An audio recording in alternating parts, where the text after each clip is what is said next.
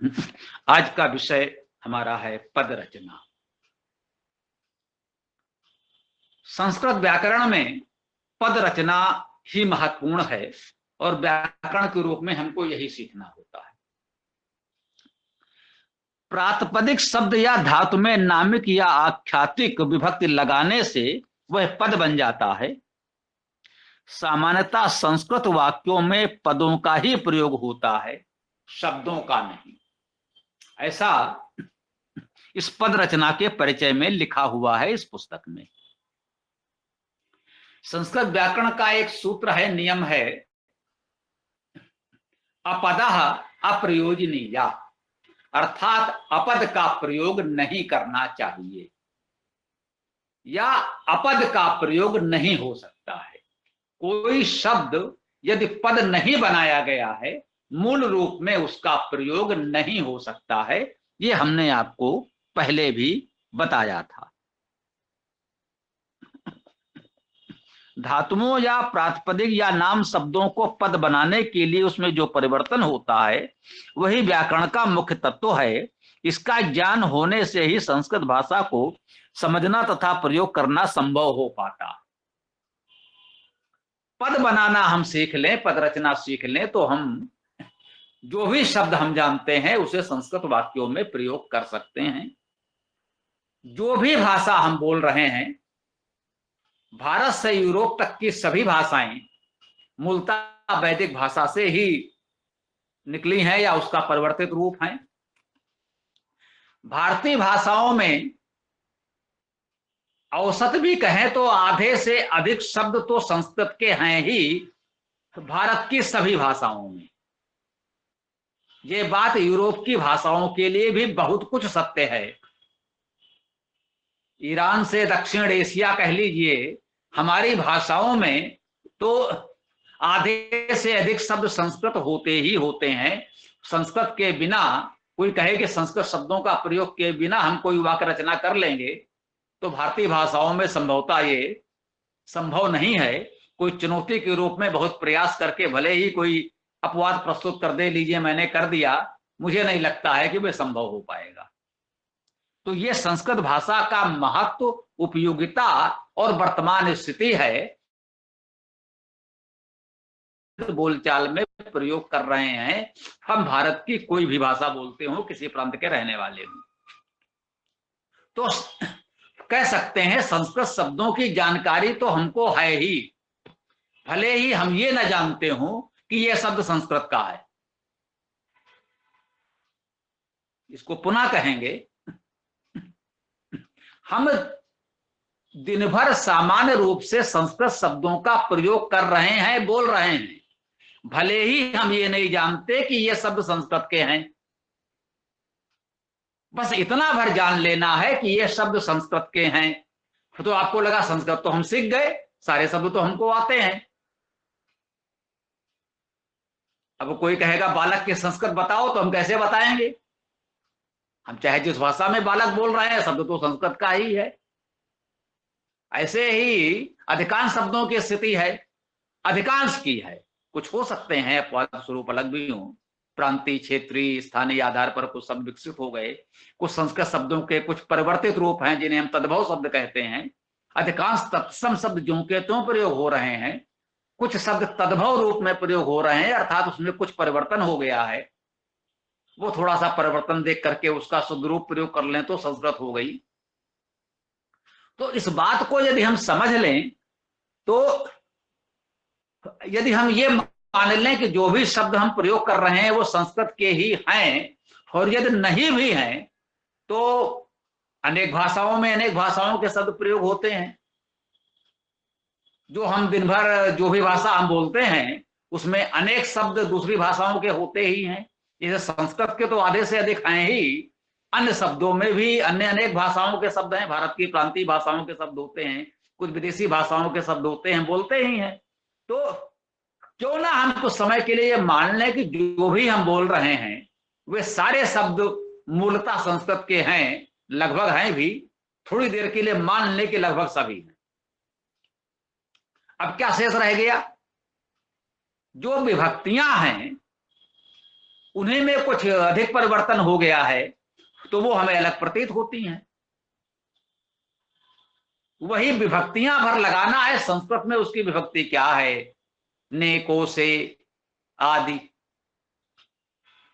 तो आपको बालक की संस्कृत नहीं सीखनी, वो तो बालक शब्द संस्कृत में आप जानते ही जानते हैं। कोई कहेगा इंजन की संस्कृत बताओ, हम कहेंगे ये भैया इंजन शब्द तो हमारी संस्कृत भाषा का ही है, आपकी कोई दूसरी भाषा हो तो उसमें इसका अनुवाद करके बता दो हमें। इंज गत्यर्थक धातु से अन प्रत्यय जोड़ने से इंजन शब्द बन गया। अभी आपकी जानकारी में नहीं था इसलिए आप सोच रहे थे कि इस इंजन का क्या करें, इसके संस्कृत हम किस शब्दकोश में खोजें। तो आप ये मान कर चलें कि आप इंजन बोल रहे हैं तो वो संस्कृत का ही होगा। हो सकता है कुछ शब्द ऐसे मिले जो वास्तव में मूलतः संस्कृत के ना भी हो, लेकिन अधिकांश होते हैं, उसे आप चाहे जिस भाषा का मानते हो। तो ये हमारा भ्रम है कि उसे हमने दूसरी भाषाओं से मान रखा है, लेकिन वो है संस्कृत का ही। हम चाय पीते हैं, चाय क्या है, ची धातु है, चुनना, चयन करना। ची धातु में अनप्रत्यय लगेगा तो चयन बन जाएगा, चय बन जाएगा, चय अपचय आदि संस्कृत के शब्द हैं। उसी चय से चाय बन गया, जैसे रम से राम बन गया, कम से काम बन गया, चय से चाय बन गया।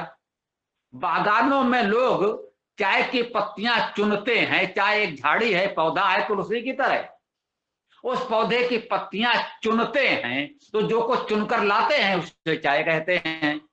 अब लोगों ने भ्रम पाल रखा है, ये पता नहीं किस भाषा का शब्द है, बोले साहब इसकी संस्कृत बनाओ। क्यों बनाए भाई, शब्द तो हमारा ही है, तुमको अपनी भाषा में कुछ बनाना हो बनाओ, या हमसे उधार ले जाओ, चाय बोलते हो बोलते रहो, हमें कोई आपत्ति नहीं है, हमने आपको उधार दे दिया चाय शब्द। तो इंजन और चाय जैसे शब्दों का उदाहरण देने का उद्देश्य ये था कि ऐसे अधिकांश शब्द हैं जिनको हमने विदेशी और जाने क्या मान रखा है, वो मूलतः संस्कृत के ही हैं। तो ये भ्रम आप निकाल दें मन से कि संस्कृत में आपको कोई शब्द सीखना है, सारे शब्द वही हैं जो हम दिन भर बोलते हैं वो संस्कृत के हैं, बात समाप्त। अब केवल इतना रह जाता है कि खड़ी बोली में हमने कहा बालक ने, संस्कृत में बोले बाल कहा, ने के स्थान पर विसर्ग लग गया, केवल इतना ही तो सीखना है। हमने कहा देव को, संस्कृत में हो गया देवम, को के स्थान पर म लग गया, इतना ही तो परिवर्तन हुआ। इतना भर हमको सीखना है, और इतना सिखाने के लिए लोग 12 वर्ष व्याकरण पढ़ाते हैं और इसी से लोग संस्कृत से दूर भाग जाते हैं। अरे भाई इतनी कठिन है, इतनी व्याकरण पढ़नी पड़ेगी, इतने रूप रटने पड़ेंगे, इतने सूत्र रटने पड़ेंगे, तब कहीं संस्कृत का एक वाक्य बोलना प्रारंभ करेंगे। जी नहीं, आप जहां हैं वहां से बस केवल ये विसर्ग हलंत थोड़ा सा प्रयोग करने का एक सामान्य बुद्धि विकसित कर लीजिए, उसमें कुछ भी रटना नहीं है, न रूप रटना है, न सूत्र रटना है, न कुछ इस तरह के आपको सीखना समझना है। एक सामान्य बुद्धि विकसित कर लें और अभ्यास से ये हो जाएगा, हम ये कह रहे हैं अभ्यास से हो जाएगा, जैसे हमको हो गया और हमारे साथी जाने कितनों को हो गया, आपको भी हो जाएगा, आप भी हमारे साथ जुड़े हैं तो हो ही जाएगा। तो एक तो ये भ्रम निकाल दें। ठीक, अब रचना में आए पद बनाने के लिए करना क्या है, नाम शब्द संज्ञा विशेषण सर्वनाम में नामिक कारक व वचन के अनुसार परिवर्तन होते हैं, विभक्तियां लगती हैं।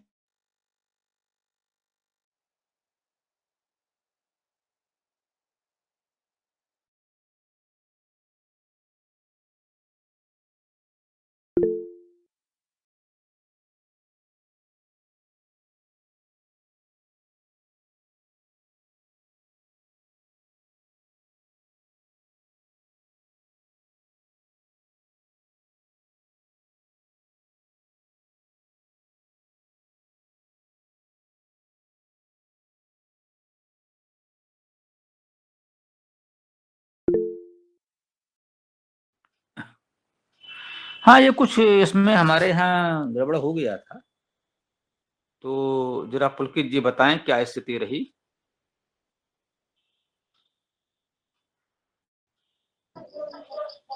जी गुरु जी, नेटवर्क प्रॉब्लम हो गया है। क्या कह रहे हैं, जरा फिर से बताइए तो।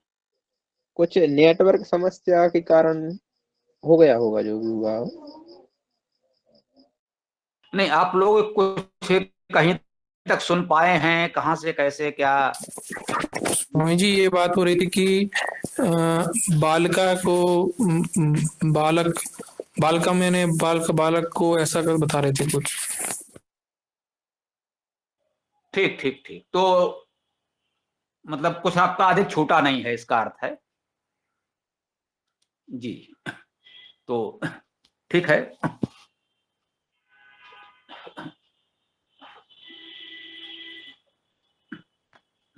तो आज का विषय पद रचना है, और हमने बताया कि पद रचना ही महत्वपूर्ण है।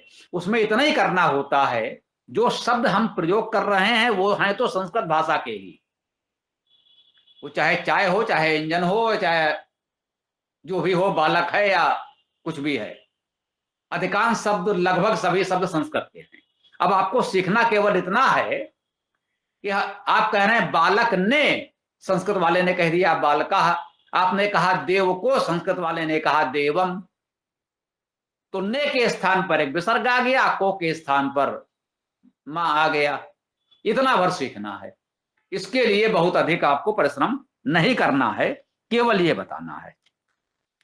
अब ये कहां क्या जुड़ता है आपको ये सीख लेना है कि कर्ता कारक एक वचन में विसर्ग लगा, द्विवचन में और लग गया, तो पाणिनि सूत्र में भी वही बात है, हमने उसे और सरल तरीके से बता दिया है। उनका सु औ जस इत प्रथमा। अब सु औ जस, तो सु का अर्थ वहां केवल उ तो हट जाएगा, वो अनुबंध है, सा बचा जो विसर्ग के रूप में हम लोग प्रयोग करते हैं। औट है, औट में टा हट जाएगा, औ बचेगा।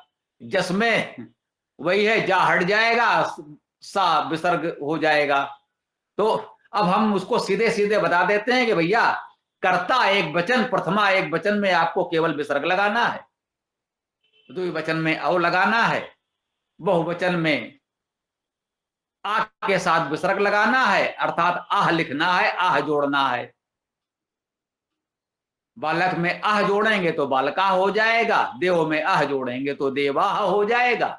तो इस तरह से थोड़ा थोड़ा आप सीखते जाएंगे तो सरलता से उसको समझ लेंगे। अलग से आपको कहीं कोई शब्द रूप आदि रटने की आवश्यकता नहीं पड़ेगी। ये जो भी है पाणिनि के सूत्रों में था, हमने उसको और सरल करके आपके लिए प्रस्तुत कर दिया है। इस तरह से आपको इसमें प्रयास करना है। इसमें बताया गया है कि शब्द रूप कैसे बनते हैं, यही है। अभी शब्द रूप धातु रूप की जो सारणियां बन गई हैं, वे रूप बनाने के व्याकरण के नियम हैं, उनको आप समझ लें।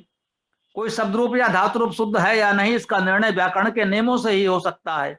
अतः ये नियम ही महत्वपूर्ण है। इन रूपों को रटने की अपेक्षा व्याकरण के नियमों को समझना सरल है। समस्या तब आती थी, पहले पाणिनि के 4000 सूत्र रटो, उनकी वृत्तियां रटो, उनको समझो, तब गुरुजी सिखाएंगे कि इन सूत्रों नियमों की सहायता से रूप कैसे बनते हैं। तो किसी भले आदमी को दया आई बच्चों पर, तो उसने रूप बना दिए, शब्द रूप धातु रूप की सारणी बनाकर दे दी, बोले बच्चे इसी को रट डालो। उतने सारे सूत्र रटना ज्यादा कठिन है, अधिक कठिन लग रहा है, तो सूत्रों से बचाया तो रूपों में फंसा दिया। हम कह रहे हैं ना सूत्र रटो ना रूप रटो, बस सीधे सीधे विस्तार से समझ लो कि जैसे आपको हिंदी में खड़ी बोली में अपनी भाषा में पता है कि यहाँ ने लगाना है, यहाँ को लगाना है, यहाँ से लगाना है, वैसे ही संस्कृत में भी सीख लो। यहाँ विसर्ग लगाना है, यहाँ मां लगाना है, यहाँ भी लगाना है, यहाँ भ्याम लगाना है, बस इतना सीखते चले जाओ। इससे आपको सरलता से हो जाएगा। ठीक है, तो अब पद भेद हम लोगों ने कल थोड़ी सी चर्चा कर भी ली थी, नाम क्रिया अव्यय। आज चर्चा तो इसी की करनी थी, लेकिन संयोग से कुछ चर्चाएं और भी हो गई और कुछ समय और भी गया, लेकिन कोई बात नहीं, आज इस विषय को थोड़ा सा तो लेंगे ही, समय का भी ध्यान रखेंगे और विषय को भी थोड़ा सा लेंगे।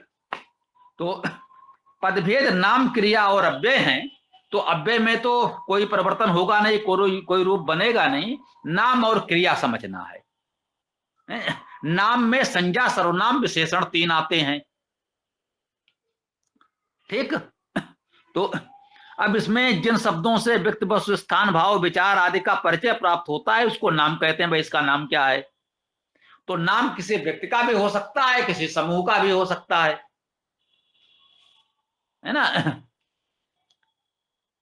बालक एक समूह का नाम है, हमने बालक के रूप में बहुत से हो सकते हैं, और किसी का नाम अगर बालक राम है तो बालक राम नाम का एक व्यक्ति होगा, तो वो भी नाम है किसी का, बालक राम तो वो भी नाम है। और बालक सामूहिक नाम के रूप में भी बालक एक नाम शब्द ही है, संज्ञा शब्द ही है।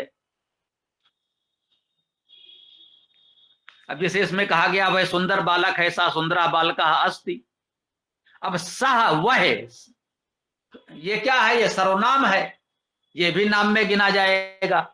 सुंदरा है या सुंदर, ये विशेषण है, ये भी नाम में आता है। बालका ये संज्ञा है, ये भी नाम में आता है। और हमने किया क्या? सुंदर कौन नहीं जानता? हम दिन भर जो भाषा बोलते हैं, हम कह रहे हैं भारत के किसी भी प्रांत में रहते हो, कोई भी भाषा बोलते हो, ये सुंदर शब्द हम बोलते हैं, बालक शब्द हम बोलते हैं। इसमें क्या किया गया? केवल विसर्ग ही तो लगा है, यही तो आपको सीखना है बस। तो संस्कृत व्याकरण में संज्ञा सर्वनाम विशेषण को एक ही शब्दभेद नाम के अंतर्गत रखा गया है। जब हम नाम कहते हैं तो संज्ञा विशेषण सर्वनाम तीनों ही उसमें आ जाते हैं। जब भी नाम कहेंगे तो ये तीनों समझ लेंगे। नई भाषाओं में नाम के 3 उपभेद संज्ञा सर्वनाम विशेषण माने जाते हैं, ऐसा भी हम समझ सकते हैं। संस्कृत में तो सब एक साथ कह ही दिया गया था। सर्वनाम तथा विशेषण शब्दों का लिंग वचन कारक वही होता है जो उनके मूल संज्ञा शब्द या विशेष्य का होता है। मुख्य रूप से हम जिसकी बात कर रहे हैं उसका लिंग वचन कारक जो भी होगा वही उसके विशेषण का भी होगा, उसके सर्वनाम का भी होगा। जैसे इस वाक्य में बालक था जिसकी हम बात करना चाह रहे थे, तो बालक का विशेषण है सुंदर, वह सुंदर है, तो सुंदर में भी वही विभक्ति लगी है जो बालक में। बालका हमें विसर्ग है तो सुंदर में भी विसर्ग है।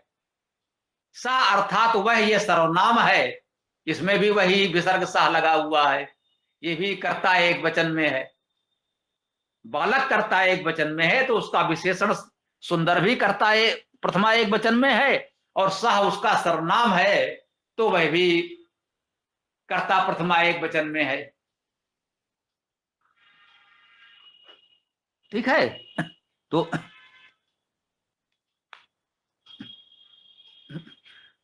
संस्कृत व्याकरण में नाम शब्दों के तीनों भेदों संज्ञा सर्वनाम विशेषण शब्दों को पद बनाने के लिए उनके रूपों में परिवर्तन नामिक विभक्तियों को लगाने से होता है। नामिक विभक्तियां या कारक विभक्तियां भी इसे आप कह सकते हैं, कारक शब्द से हम अधिक प्रचलित हैं। नाम से ही नामिक बन गया है, नाम में जो विभक्तियां लगेंगी, नाम शब्दों में जो विभक्तियां लगेंगी वो नामिक कहलाएंगी। सामान्यतः हम उन्हें कारक विभक्तियां भी कहते हैं। तो नाम पद रचना कैसे होगी? नाम शब्दों में नामिक विभक्तियां जोड़ने पर पद बनते हैं। नामिक विभक्तियां क्या हैं और उनका कहां प्रयोग होना है, केवल ये जानना है आपको। जैसे उदाहरण में यहां दिया है, बालक धन ई बराबर बालके। अब इसमें क्या हुआ? बालक शब्द में ई नामिक विभक्ति प्रत्यय जोड़ दिया गया। अब ये ई क्या है? ये सप्तमी एक वचन है ना। कारक विभक्तियों में सप्तमी एक वचन में ई जुड़ता है, तो बालक में जब ई जोड़ा, ये सप्तमी एक वचन की विभक्ति ई जोड़ा हमने, तो बालक का आ और ये विभक्ति का ई मिलकर ए हो गया, तो बालके बन गया। बालके अर्थात बालक में सप्तमी एक वचन है, सप्तमी अर्थात अधिकरण कारक, अधिकरण कारक का एक वचन, तो हम क्या कह देंगे? बालक में। हम खड़ी बोली में कहते हैं, संस्कृत में कह दिया बालके। ऐसे ही सारी विभक्तियों को प्रयोग हम सीख लेंगे लिंग वचन के अनुसार। विभक्तियों में लिंग के अनुसार बहुत थोड़ा परिवर्तन होता है, कहीं कहीं होता है। सामान्यतः विभक्तियां वही हैं जो सब में चलती हैं। वचन के अनुसार परिवर्तन अधिक होता है। एक वचन, द्विवचन, बहुवचन का परिवर्तन होगा, तो हमें यह सीखना पड़ेगा कि प्रथमा या कर्ता एक वचन में क्या जोड़ना है, द्विवचन में क्या जोड़ना है, बहुवचन में क्या जोड़ना है। और वो भी हमने बताया था कि द्विवचन में चतुर्थी, पंचमी, षष्ठी में सब एक समान ही चलता है। तो यह भी बहुत सरल है जोड़ना समझना। विशेष में लिखा है कुछ स्थानों पर विभक्त प्रत्यय का लोप हो जाता है, अतः उसका प्रयोग नहीं होता। इसका अर्थ है कि शब्द का मूल रूप ही पद भी माना जाता है। कर्ता तथा संबोधन एक वचन में सामान्यता तथा कहीं कहीं कर्म एक वचन में भी ऐसा होता है। तो एक सामान्य सी बात इतनी सी हमने और सीख ली। जैसे प्रथमा विभक्त में कर्ता कारक और संबोधन दोनों माने जाते हैं। तो कर्ता है तो विसर्ग लगेगा, बालका, देवा, जना होगा। जब संबोधन करेंगे हे बालक तो विभक्त नहीं होगी, संबोधन कारक में विसर्ग नहीं लगता। संबोधन कारक एक वचन में विभक्त नहीं लगती, विसर्ग का लोप हो जाता है। हम केवल हे बालक, हे देव, हे इंद्र इस तरह संबोधित करते हैं, वहां पर ये विसर्ग नहीं लगता। ये हमको सीधे सीधे छोटे छोटे कुछ नियम सीख लेने होंगे, तो इससे हमारी ये व्यवस्था आगे चल जाएगी। नामिक शब्दों की चर्चा आज हम लोगों ने कर ली। तो